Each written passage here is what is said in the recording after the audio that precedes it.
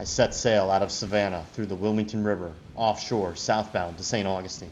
I encounter more adverse upwind sailing conditions, and I learn a hard lesson with some unexpected boat damage. Rising sun, somewhat hobbled and facing more poor weather forecasts, I motor down the Intracoastal Waterway to Cape Canaveral and enjoy a private rocket launch. I've enjoyed making these videos for friends and family, but please like and subscribe if you enjoy them as well. Power and liftoff. Go Falcon, go Starlink. I start where I left off last video, leaving the beautiful downtown Savannah River Street Municipal Dock, motoring towards the ICW and the Wilmington River Inlet. It was incredibly foggy this particular morning, so I kept my eye out for container ships which frequently use this waterway. Once I got 10 miles or so downriver, I found a place to anchor in the marshes for the night, waiting for a weather and work window to head offshore. I love how these birds perch up and dry their wings. Yep, bask in the sun, buddy. Bird number 2.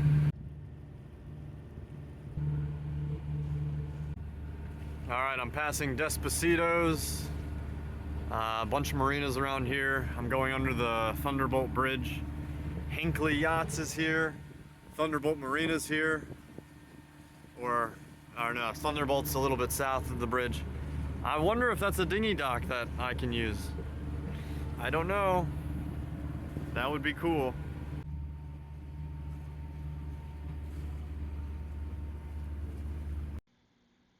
Unfortunately, there's really not many places to anchor in the Savannah area, so you do have to use the Wilmington River and go pretty far away from town and use your dinghy to get to that dinghy dock. That's the only one I could find. Well, heading out the Wilmington River, going south, so leaving Savannah, and yeah, this inlet, it looks like it goes out 3 miles before you can turn south. So, but I'm going downwind right now in like a 10 knot true wind, going 5 knots out. So, looks like it's going to be a really good sailing day. Beam reach southward, and that'll be for the next 2 days or so. So perfect for going where I'm going.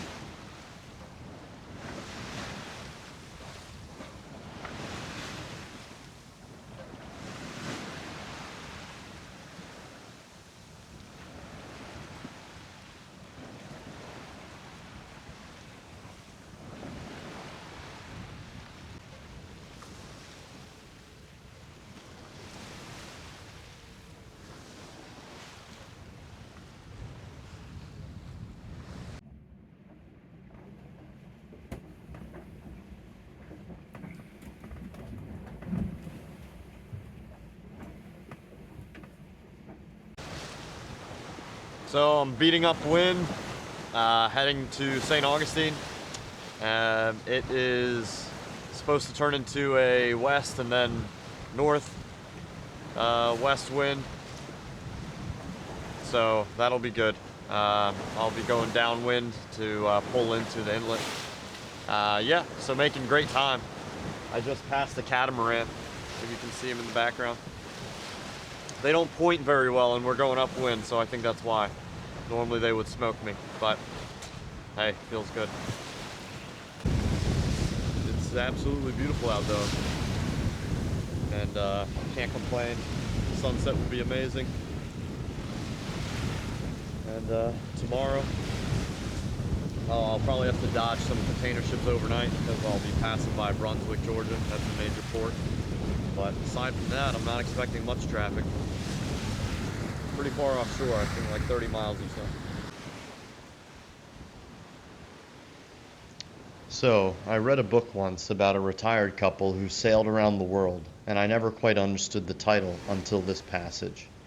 It's called Gentlemen Never Sail to Weather. And what I take away from that is upwind sailing, though it can be exhilarating, it can also make your voyage miserable, dangerous. Things are more likely to break, and your partner might leave you at the next port if you keep that up too long. Anyways, what happened overnight on the way to St. Augustine is an example of why, in my opinion, gentlemen never sail to weather, or should never sail to weather.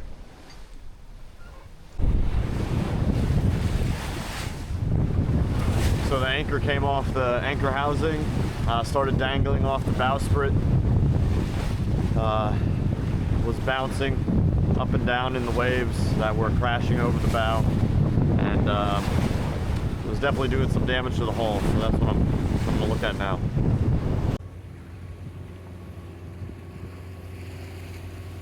Alright, made it into St. Augustine. Just another treacherous southbound journey this year.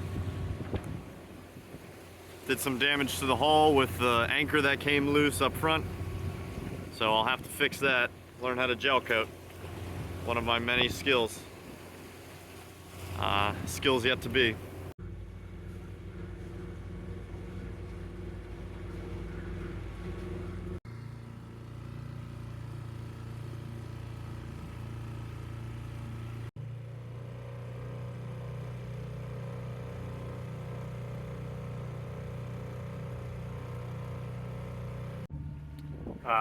Pulled up anchor from St. Augustine and motoring down the ICW probably till Cape Canaveral, at which point sea state offshore might improve for continued offshore sailing. We'll see. But yeah, I've never been in this part of the ICW, so that'll be cool.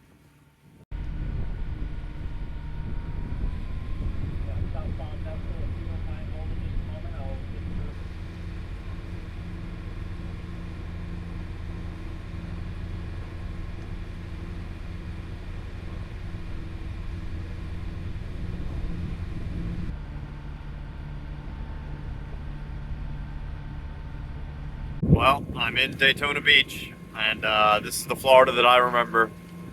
Grew up in South Florida, so this is starting to feel like it.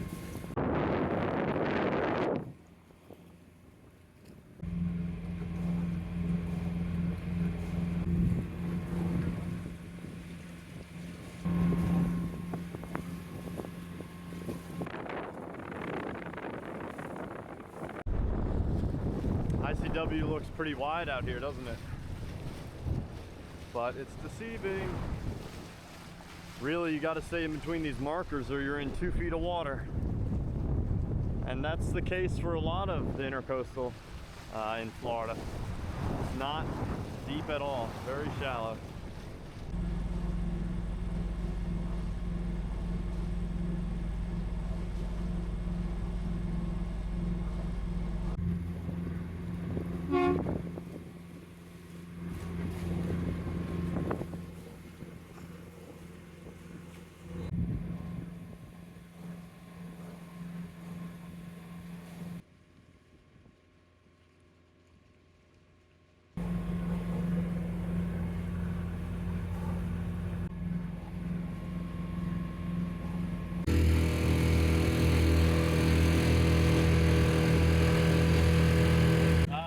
into Titusville for some groceries because I think I'm going to be on the boat for another few days, running out of good stuff.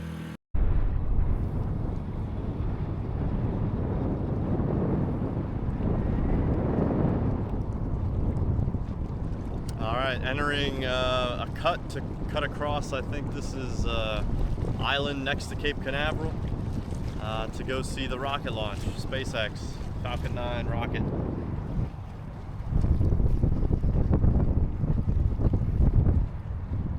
It's a really beautiful part of Florida. Never been here before.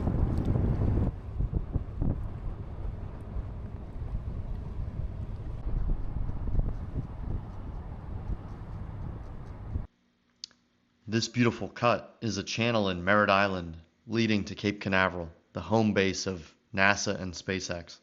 So lots of history here for space travel. It's really a blessing being able to take the boat to places like this because being on the water often allows you to see things from a different perspective. And I mean that both literally and figuratively.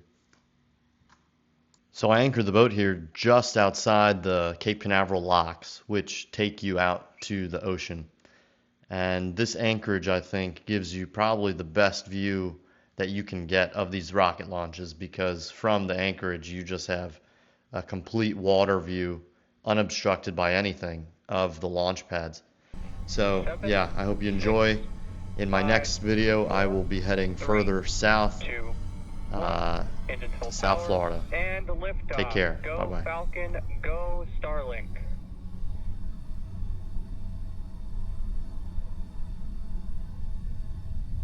Falcon 9 is supersonic.